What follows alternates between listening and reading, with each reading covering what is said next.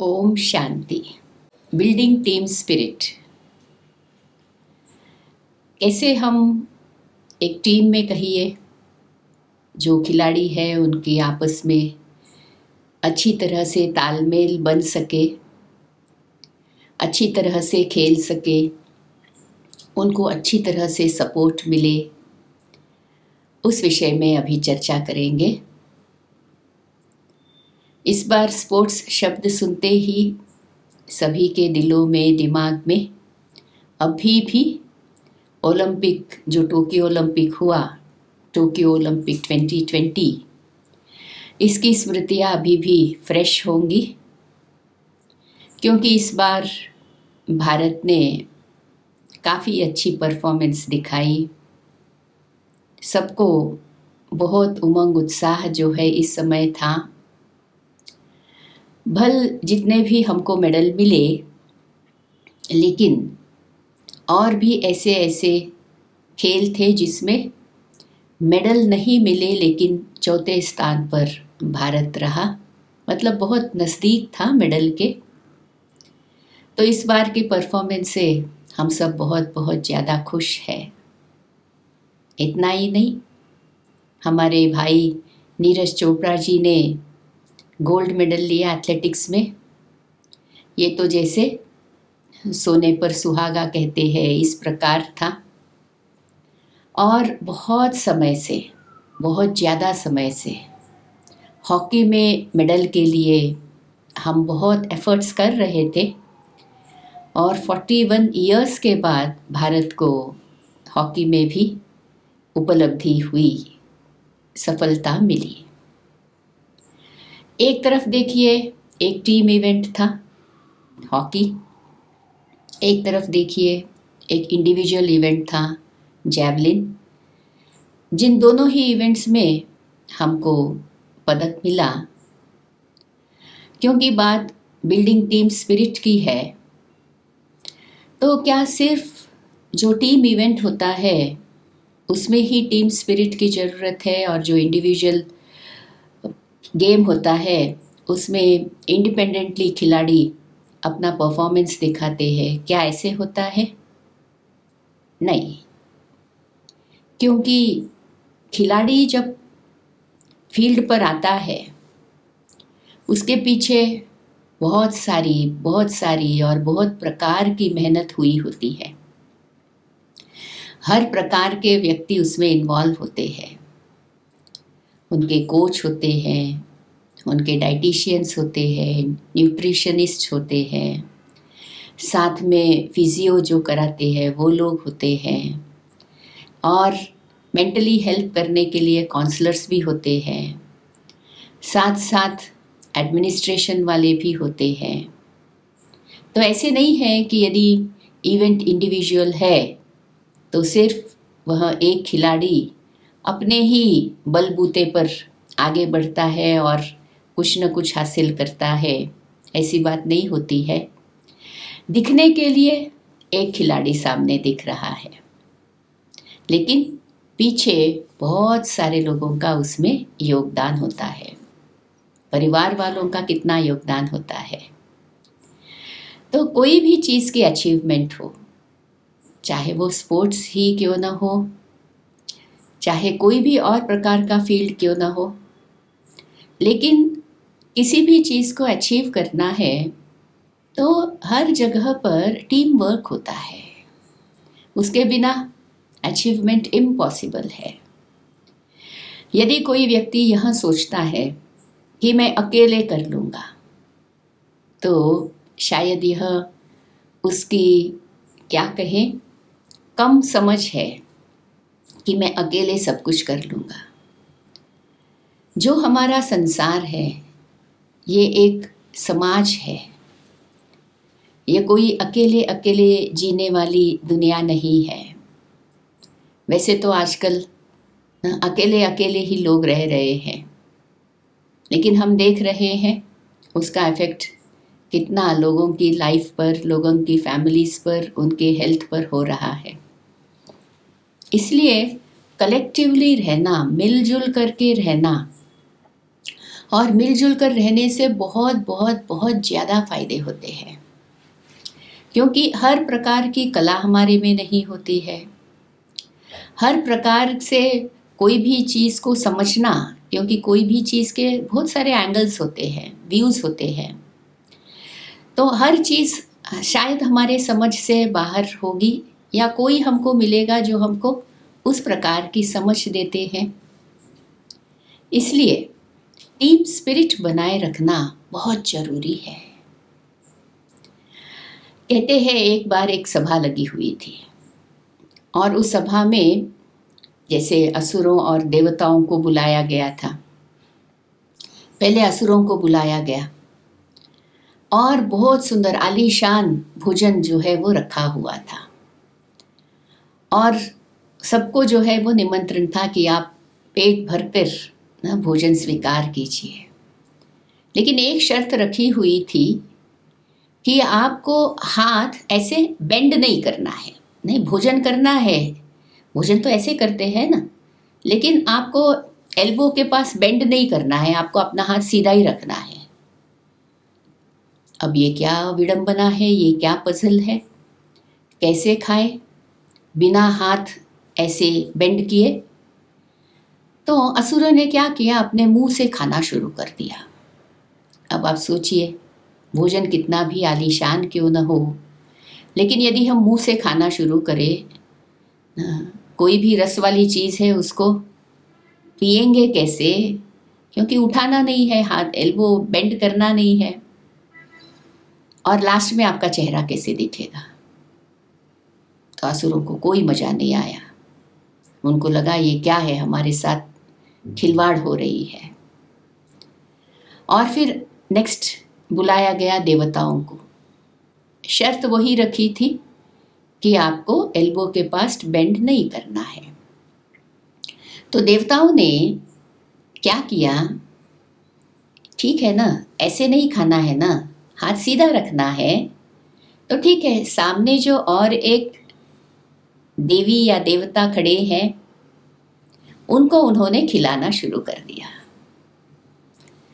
तो बड़े प्रेम से सभी ने खाया भी, और आपस में प्रेम भी बढ़ गया, और सभी बड़े खुश होकर के सभा से गए।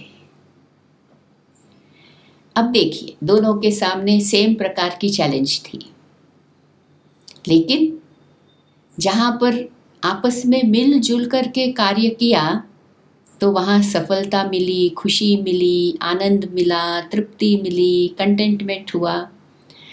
और जहाँ सोचा कि नहीं, मैं ही करना है, मैं ही खाना है ना, मैं ही ये टास्क करना है, मुझे ही करना पड़ेगा, तो फिर क्या हुआ, उसमें उपलब्धि नहीं हुई, साथ साथ और ही चेहरा भी बिगड़ गया, मूड भी बिगड़ गया, प्राप्ति होते हुए भी प्राप्ति कर नहीं सके। तो आप सबने टीम स्पिरिट का जो महत्व है वो समझ ही लिया होगा। अब हम देखेंगे कि क्या कारण है कि आपस में जो एकता होनी चाहिए, या जो आपसी सहयोग होना चाहिए, अब चाहे ये स्पोर्ट्स की बात हो या कोई भी क्षेत्र क्यों ना हो, क्योंकि इन्वॉल्व होने वाले तो हम मनुष्य आत्माएं ही हैं। तो क्या होता है, किस कारण से आपस में मतभेद में आ जाते हैं, या किस कारण से आपसी सहयोग हम कर नहीं पाते हैं, इसके क्या कारण होंगे? तो हम थोड़े से मुख्य कारण देखेंगे। एक तो आपसी सहयोग करने के लिए एक दो में विश्वास रखना बहुत जरूरी है। यदि ईर्ष्या भावना होती है कि कहीं यह मेरे से आगे न जाए, या कहिए मुझे ही आगे रहना है, और हम दूसरों को फिर आगे बढ़ने नहीं देते हैं, तो इसमें फिर आपसी प्रेम प्यार, आपसी सहयोग, यह बहुत मार खा जाता है। तो पहली चीज़ है टीम स्पिरिट बनाए रखने के लिए विश्वास चाहिए। और जैसे खिलाड़ी होता है उसके ऊपर टोटल विश्वास ये जरूर करेगा, कोच को विश्वास रखना है और खिलाड़ी को भी कोच के ऊपर पूरी तरह से विश्वास रखना है कि हाँ मुझे बहुत अच्छी तरह से समझाया जा रहा है, बताया जा रहा है, हाँ, और मैं अपने जो लेसन्स है जो मुझे समझाया जा रहा है उसको अच्छी तरह से समझकर कार्य में लाऊं। सिर्फ इतना ही नहीं होता है, बहुत सारी चीज़ें इन्वॉल्व होती है। अब जहाँ प्रैक्टिस होती है वो तो स्टेडियम होता है, कोई ऐसे ही रोड के ऊपर प्रैक्टिस तो नहीं होती है। और हम सबको यह भी पता है कि आजकल स्पोर्ट्स इतना सोफिस्टिकेटेड होते जा रहा है, तो उसके लिए तो ज़रूर बहुत अच्छा स्थान भी चाहिए। तो सिर्फ प्लेयर या कोच की बात भी तो नहीं आती है, जो स्थान होता है जहाँ खेलते हैं, प्लेग्राउंड ही हो सकता है या कोई ना, जैसे इंडोर गेम्स होते हैं तो वहाँ का जो स्थान होता है उसको अच्छी तरह से रखना वो भी बहुत ज़रूरी होता है। अर्थात सब लोगों का इन्वॉल्वमेंट होता है। जो प्रैक्टिस करते हैं वो इंस्ट्रूमेंट्स भी बहुत अच्छे चाहिए, क्योंकि यदि हमको विदेश के भाई बहनों से, विदेश के खिलाड़ियों से यदि compete करना है तो हमको अपने पास उस प्रकार की सुविधाएं भी देनी पड़ेगी। तो वो सुविधाएं देने के लिए उस प्रकार की फैसिलिटीज़ भी बहुत ज़रूरी हो जाती है। तो इसमें रोल होता है एडमिनिस्ट्रेशन का भी, गवर्नमेंट का भी, या लोकल में जो भी स्पोर्ट्स क्लब होता है उसका भी। मतलब कि एक स्पोर्ट्समैन जब तैयार हो रहा है, पीछे इतनी बड़ी मशीनरी है, इतनी बड़ी मशीनरी, और उस मशीनरी में एक स्क्रू भी यदि ढीला हो जाता है तो हमको पता है कि एक स्क्रू के ढीले होने से भी मशीन कभी कभी काम नहीं करती है, इतनी बड़ी मशीन भी ठप हो जाएगी।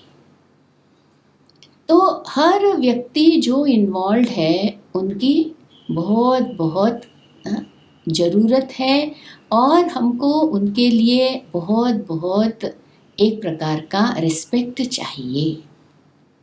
और हम ये देखते भी हैं खिलाड़ी बहुत जो भी लोग उनके साथ जुड़े हुए होते हैं उनके प्रति बहुत उनका सेंस ऑफ ग्रैटिट्यूड होता है, बहुत थैंक्स करते रहते हैं, क्योंकि हर व्यक्ति ज़रूरी है। जैसे वेट लिफ्टिंग में हमारी बहन ने जिन्होंने मेडल लिया था, उन्होंने लॉरी वालों को याद किया, क्योंकि जिस स्थान पर जाकर के उसको सीखना करना पड़ता था वो स्थान उसके घर से दूर था। तो फिर लॉरी में वह जाती थी तो उसको बहुत ज़रूरी था उस स्थान पर पहुंचना, तो वो उन लोगों को उनका सहयोग जो है हुआ, इसलिए उसने उनको भी अपना एक थैंक्स जो है वो बताया था। मतलब कि जब टीम की बात आती है तो कभी कभी हम सोच भी नहीं सकते हैं कि कौन कौन से लोग हमको मदद कर रहे हैं और कहाँ कहाँ से हमको मदद मिल रही है, कितना सेटअप हमारे लिए हो रहा है। इसलिए सब एक दूसरे का सहयोग करें, ये बहुत ज़रूरी है। और ये तब हो सकता है, तीसरी बात, पहली बात हो गई आपसी विश्वास, दूसरी बात हो गई आपसी रिस्पेक्ट, बहुत एक दूसरे के लिए सम्मान, और सबसे ज़रूरी बात है कि हमारा लक्ष्य क्या है। हमारा लक्ष्य क्या है? हमको खेल में और ऊंचाइयों में जाना है, और बेटर एंड बेटर जो है वो हमको अपने रिकॉर्ड्स करने हैं। और जब ऐसा लक्ष्य हमारे पास होता है, और वह लक्ष्य सिर्फ खिलाड़ी के पास नहीं, सारे जो भी इन्वॉल्व होते हैं उस प्रोजेक्ट में, सबके ही मन में वह लक्ष्य बहुत ऊंचा और बहुत उमंग उत्साह से रहना जरूरी है। यदि किसी में भी उत्साह कम है और वो थोड़ा सा डीमोटिवेटेड बात करता है, इंस्पिरेशन के बजाय क्रिटिसिज्म करते रहता है, कमेंट्स जो है वो ऑलवेज सुनाते रहता है, तो पूरा माहौल आप देखेंगे बहुत खराब हो जाता है। तो जब हम लक्ष्य सदा अपने साथ रखते हैं तो ऑटोमेटिकली सब में उस लक्ष्य, उस ऊंचा लक्ष्य, उसकी प्राप्ति के लिए छोटी छोटी बातों को भी हम अच्छी तरह से ओवरकम कर सकते हैं। इसलिए परमात्मा कहते हैं, जैसा लक्ष्य वैसे लक्षण, क्योंकि हमारा मेन टॉपिक है ही achieving goal how, by programming your mind.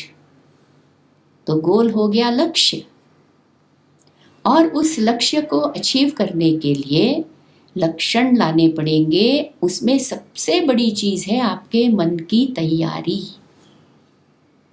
और मन की तैयारी के लिए मन सशक्त रहना, मन पावरफुल रहना बहुत ज़रूरी है।